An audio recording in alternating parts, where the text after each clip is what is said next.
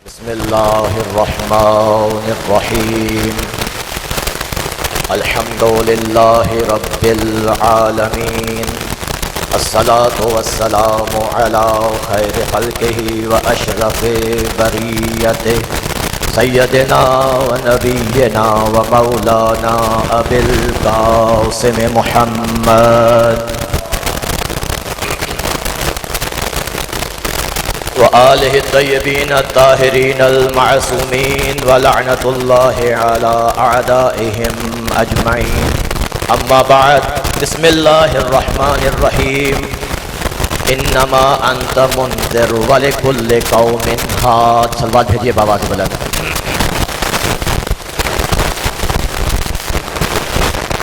اپنی عبادت کی قبولیت کے لیے بآواز بلند صلوات بھیجیے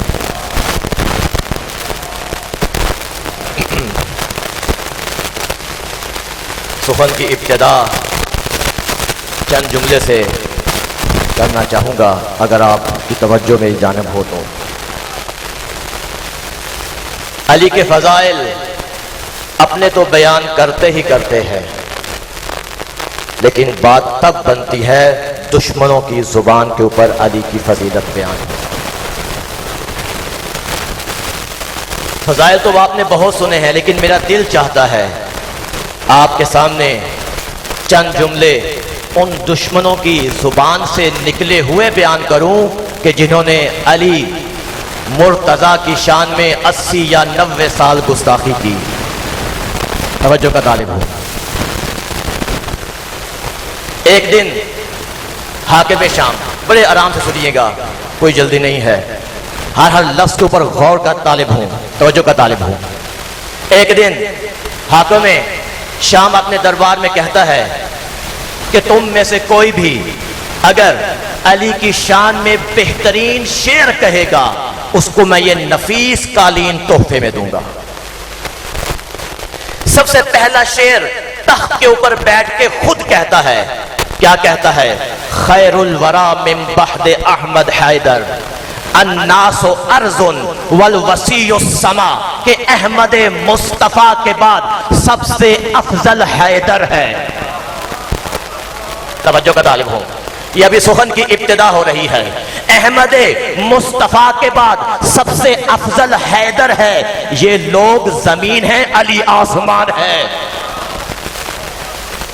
یہ لوگ زمین ہیں اور علی آسمان ہے پاس وہ شخص بیٹھا ہوا تھا کہ جس نے جنگ صفین میں نیزے کے اوپر قرآن کو چڑھایا تھا وہ بھی شعر پڑھتا ہے کیا شعر پڑھتا ہے کہتا ہے کہ وَهُوَ الَّذِي شَهَدَ الْعَدُوَّ بِفَضْلِهِ تو جو میری طرف رہے وَهُوَ الَّذِي شَهَدَ الْعَدُوَّ بِفَضْلِهِ وَالْفَضْلُ مَا شَهَدَتْ بِهِ الْأَعْدَاءُ کہتا ہے کہ علی وہ ہے کہ جس کے فضائل دشمنوں کی زبان کے اوپر جاری ہو چکے ہیں علی وہ ہے کہ جس کی فضائل دشمنوں کے زبان کے اوپر جاری ہو چکے ہیں اور فضیلت وہ ہوا کرتی ہے کہ جس کا دشمن اقرار کرے یہ دو شعر ہیں یہ مقدمہ تھا ایک دن ایک شخص حاکم شام کے پاس آیا ایک مسئلہ لے کے کہا کہ اے حاکم ایک مسئلہ تجھ سے پوچھنا ہے آپ کی سماعتوں کا امتحان ہے کہتا ہے کہ جا کے علی سے پوچھ لے کہتا ہے جا کے علی سے پوچھ لے کہتا ہے وہ کیوں کہا کہ علی اس امت کا عالم ہے وہ سوال کرنے والا بڑا ڈھیٹ تھا کہا کہ نہیں تجھ سے سوال کیا ہے تو تجھ سے ہی پوچھوں گا غصے میں آ کے جواب دیتا ہے اے بدبخت تو یہ نہیں چاہتا کہ تیرے سوال کا جواب وہ زبان دے کہ جو زبان رسول کا لعاب دہن چوس چوس کے پروان چڑھی جس کے بارے میں رسول نے ارشاد فرمایا یا علی انت منی بمنزلت ہارون من موسیٰ الا انہ لا نبی بعدی اے علی تیرے اور میرے درمیان وہی نسبت ہے جو موسیٰ اور ہارون کے درمیان تھی لیکن میرے بعد کوئی نبی نہیں آئے گا توجہ ہے؟ اگرچہ آپ تھک چکے ہیں لیکن علی کے فضائل جب بیان ہوتے ہیں نا تو علی کے چاہنے والے تھکتے نہیں ہیں. ایک سلوات بھیجیے بآواز بلند. انتہائی مختصر کر دیا میں نے کیونکہ وقت میں گنجائش نہیں ہے. ایک شخص دربار لگا ہوا ہے. ایک شخص آیا, کہا کہ اے حاکم, میں ایسے شخص سے اٹھ کے آ رہا ہوں کہ جس کا نسب جو ہے وہ پسترین ہے. توجہ کا طالب, میں ایسے شخص کے پاس سے اٹھ کے آ رہا ہوں کہ جس کا نسب پسترین ہے, جو عرب میں بخیل ترین ہے, جس کی زبان کند ترین ہے, جو پورے عرب میں بزدل ترین ہے. توجہ ہے؟ حاکم پریشان ہوا, اے بدبخت تو کس کے پاس سے اٹھ کے آیا ہے؟ نقل کفر نہ باشد کہتا ہے کہ میں علی ابن ابی طالب کے پاس سے اٹھ کے آیا ہوں. جب یہ الفاظ بیان کیے ہیں نا, مجمع لگا ہوا تھا, اس کی تعریف بیان کرتا ہے, شاباش دیتا ہے, لیکن جیسے ہی مجمع اٹھ کے جاتا ہے نا, حاکم اس کو اپنے پاس بلاتا ہے, ذرا پھر بتانا تو کس کے پاس سے اٹھ کے آیا ہے؟ پھر وہی 4 صفات دہرائیں, کہا کہ میں ایسے شخص سے اٹھ کے آیا ہوں کہ جس کا نسب پسترین ہے.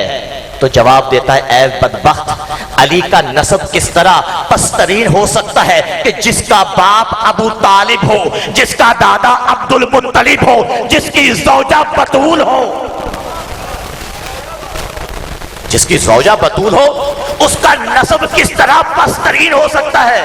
یہ جو تو نے کہا ہے نا کہ میں بخیل ترین کے پاس سے ہو کے آیا ہوں, یاد رکھ, اللہ کی قسم, اگر علی کے پاس 2 گھر موجود ہوں, ایک سونے سے بھرا ہو اور دوسرا چاندی سے بھرا ہو, توجہ کا طالب ہو, علی کے پاس 2 گھر ہوں, ایک سونے کا اور ایک چاندی کا, تو علی وہ سخی ہے, علی وہ لجپال ہے کہ ذرا برابر دیر نہیں کرے گا یہ سارے کے سارے گھر خدا کی راہ میں لٹانے کے لیے. کہا کہ یہ جو تو نے کہا ہے نا کہ میں کند ترین زبان والے کے پاس سے اٹھ کے آیا ہوں, توجہ کا طالب ہوں, کہا کہ علی کی زبان کی فصاحت و بلاغت ایک طرف اور پورا عرب ایک طرف, تو علی کا مقابلہ کر سکتا ہے. آخری بات کہی کہ میں بزدل ترین سے ہو کے آیا ہوں.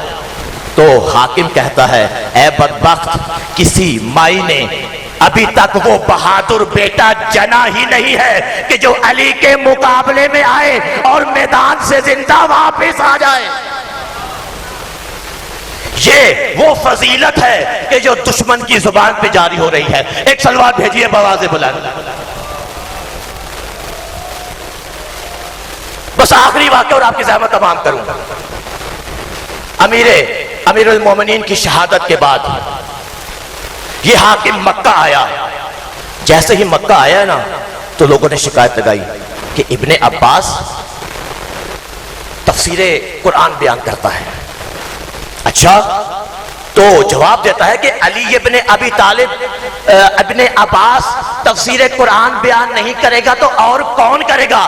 رسول کے چچا کا بیٹا ہے, ہاشمی خون ہے, وہ بیان نہیں کرے گا تو اور کون کرے گا؟ کہا کہ فقط تفسیر بیان نہیں کرتا بلکہ تفسیر کی آڑ میں علی کے فضائل بیان کرتا ہے. کہا اچھا, جیسے ہی علی کے فضائل کانوں پہ پڑے ہیں نا, غصے سے نیلا پیلا ہو گیا, اٹھا, کہا کہ میں ابھی جاتا ہوں اور ابن عباس کا درس بند کروا کے آتا ہوں.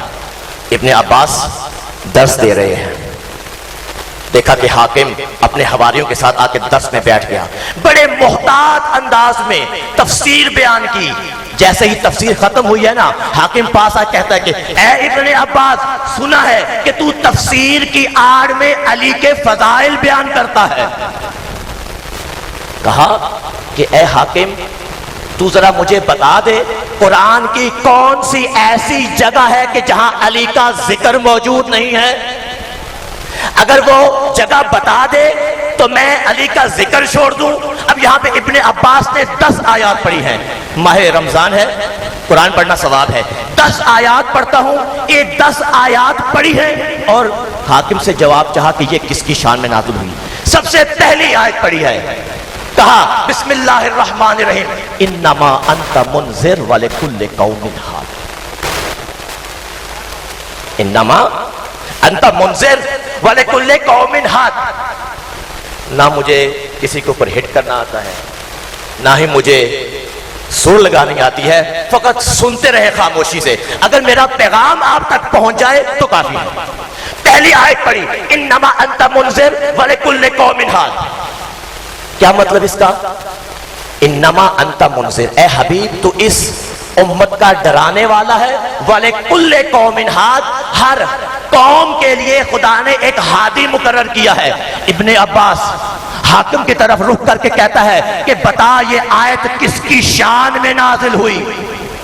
سر جھکا کے کہتا ہے رسول نے فرمایا انا المنذر وعلی الہاد، کہ رسول عربی نے ارشاد فرمایا اے علی میں اس امت کو ڈرانے والا ہوں اور تو اس امت کا ہادی ہے۔ یا علی میں ڈرانے والا ہوں اور تو اس امت کا ہادی ہے۔ پتہ ہے کیا کہتا ہے اے ابن عباس؟ قرآن میں فقط یہی ایک آیت ملی ہے تجھے، اور کوئی اور آیت نہیں ملی؟ کہا کہ اچھا کوئی اور آیت؟ کہا بسم اللہ الرحمن الرحیم انما یرید اللہ لیذھب عنکم الرجس اہل البیت ویطہرکم تطہیرا، بتا یہ آیت کس کی شان میں نازل ہوئی؟ ماتھے پسینہ پونچھ کے کہتا ہے یہ آیت علی اور اس کے خاندان کی عصبت کا قصہ بتا رہی ہے۔ یہ آیت علی اور اس کے خاندان کا قصہ بتا رہی ہے۔ کہا کہ اے ابن عباس ضروری ہے کہ تو یہی آیت پڑھے، ضروری ہے کہ تو یہی آیت پڑھے۔ ابن عباس نے تیسری آیت پڑھی انما ولیکم اللہ ورسولہ والذین آمنوا الذین یقیمون الصلاۃ ویؤتون الزکاۃ وہم راکعون، کہا کہ بتا یہ آیت کس کے بارے میں کب نازل ہوئی؟ سر جھکا کے کہتا ہے یہ آیت اس وقت نازل ہوئی کہ جب محمد کے بھائی علی مرتضیٰ نے حالت رکوع میں انگوٹھی زکوٰۃ کے طور پہ دی، اللہ نے علی کے شان میں یہ آیت نازل کر دی۔ پھر وہی سوال کرتا ہے اے ابن عباس تجھے کوئی اور آیت نہیں آتی قرآن کی؟ قرآن میں تو اور بھی بہت ساری آیات ہیں، تو کوئی اور آیت پڑھ۔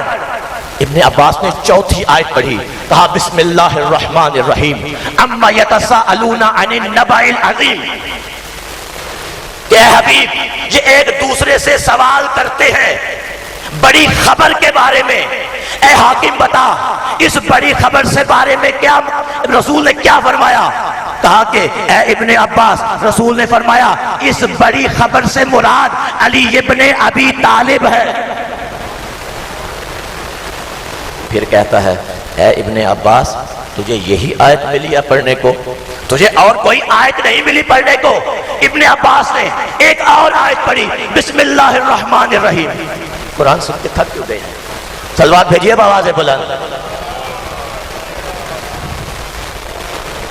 فرمایا وَاعْتَصِمُوا بِحَبْلِ اللَّهِ جَمِيعًا وَلَا تَفَرَّقُوا، کہا کہ اے حاکم بتا یہ آیت کس کی شان میں نازل ہوئی؟ تو حاکم کہتا ہے کہ رسول نے ارشاد فرمایا کہ علی کا دامن پکڑے رہنا، اگر کسی اور کا دامن پکڑو گے تو گمراہ ہو جاؤ گے۔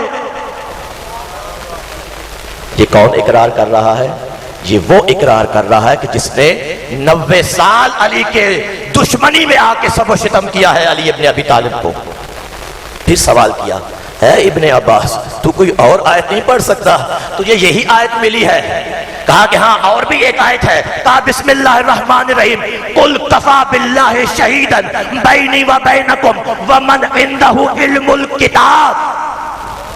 توجہ کا طالب ہو کہ اے حبیب کہہ دے تمہارے لیے اور تمہارے اور میرے درمیان ایک اللہ شاہد ہے، اللہ گواہ ہے، اور دوسرا وہ گواہ ہے کہ جس کے پاس پوری کتاب کا علم ہے۔ ابن عباس حاکم کو مخاطب کر کے کہتا ہے بتا یہ آیت کس کی شان میں نازل ہوئی؟ ندامت کی نگاہیں جھکا کے کہتا ہے کہ یہ آیت علی کے علم کے بارے میں نازل ہوئی کہ علی کے سینے میں اولین اور آخرین کا علم جمع ہو چکا ہے۔ پھر کہتا ہے اے ابن عباس تجھے کوئی اور آیت نہیں ملی پڑھنے کو، تجھے یہی آیت ملی ہے؟ بس آپ کی جب وہ زحمت تمام ہوگی، بس آخری چند آیات ہیں۔ ابن عباس ارشاد فرماتے ہیں بسم اللہ الرحمن الرحیم قل تعالوا ندعو ابناءنا وابناءکم ونساءنا ونساءکم وانفسنا وانفسکم، اور کہا کہ بتا یہ آیت کب اور کس کی شان میں نازل ہوئی؟ کہتا ہے یہ آیت اس وقت نازل ہوئی جب علی مرتضیٰ نفس رسول بن کے مباہلہ کرنے کے لیے تشریف لے گئے۔ کہا کہ اے علی، اے ابن عباس تجھے کوئی اور آیت نہیں ملی؟ بس آخری آیت، میں نے آیتیں چھوڑ دی، آخری آیت۔ کہا تجھے اور کوئی آیت نہیں ملی؟ کہا کہ ہاں اور آیت ہے، بسم اللہ الرحمن الرحیم الیوم اکملت لکم دینکم واتممت علیکم نعمتی ورضیت لکم الاسلام دینا۔ کہا کہ بتا یہ آیت کب نازل ہوئی؟ کہتا ہے کہ جب اذان ہو رہی ہے، صلوات بھیجیے بابا سے بتا،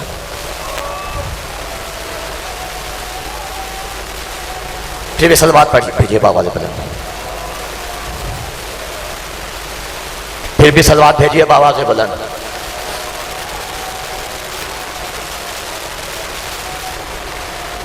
یہ سنت ہے امام سجاد علیہ السلام کی کہ جب شام کے بازار میں دربار میں اذانیں شروع ہوئی نا، امام خاموش ہو گئے۔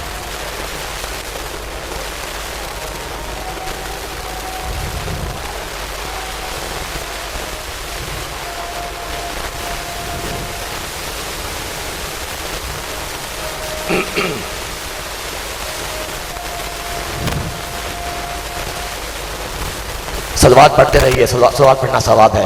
اللہم صلی علی محمد و آل محمد وعجل فرجہم۔